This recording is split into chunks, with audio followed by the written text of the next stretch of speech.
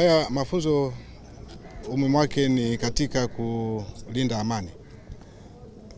Kumekuwa kunajitokeza changamoto katika nchi zetu dunia nzima ambazo zinasababisha watu kuwa katika mauaji, kushambuliana, vitu kama hivyo.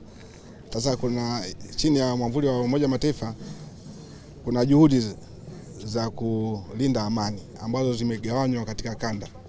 Kwa Afrika, kwa upande wetu wa kusini tuna SADC, of course tuna East Africa, lakini tuna SADC. Katika mwamvuli wa SADC tuna institutions zetu ambazo zinajihusisha na mafunzo haya ya utunzaji wa amani, peacekeeping operation training. Kwa hiyo haya ni moja ya mafunzo ambayo yanawakusanya member states kutoka hizo nchi za SADC kwa ajili ya kupeana mafunzo ya pamoja, kuwa na uelewa pamoja, na pindi pale wanapohitajika kwenda kutekeleza jukumu basi wao na uelewa pamoja na kuweza kutekeleza jukumu la ulinzi wa amani.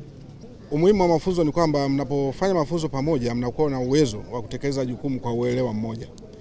Msipofanya mafunzo pamoja, mnapotekeleza jukumu mkiwa kila mmoja anaenda kwa uelewa wake, matokeo yake hamtofanikiwa katika kutekeleza hilo jukumu. Kwa hiyo umuhimu wa haya mafunzo ni kuwafanya wanachama au maafisa ambao watashiriki kwenye jukumu ya Umoja wa Mataifa wawe na uelewa wa pamoja, ili wanapotekeleza basi waweze kutekeleza ili kufikia lengo ambalo limekusudiwa.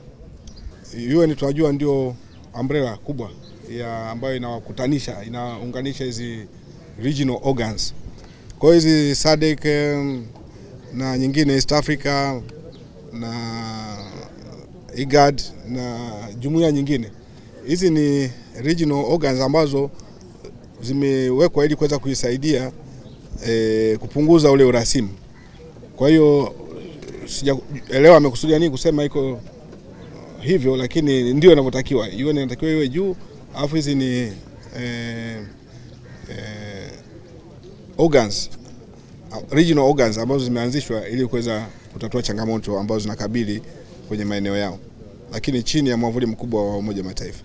Kama chuo cha ulinzi wa amani Tanzania tunao heshima kubwa kwa kweli kupokea kozi hii kubwa. Kozi hii ni kozi kubwa kuliko zote zinazoendeshwa kwa walinzi wa amani, ambayo kwa mara ya kwanza inafanyikia hapa Tanzania, lakini ni kozi ya pili kwa maana ya kanda. Sisi kama chuo tunaendesha kozi mbalimbali hapa, na hata hivi sasa tunavyoendelea tuna kozi ya makamanda wanawake.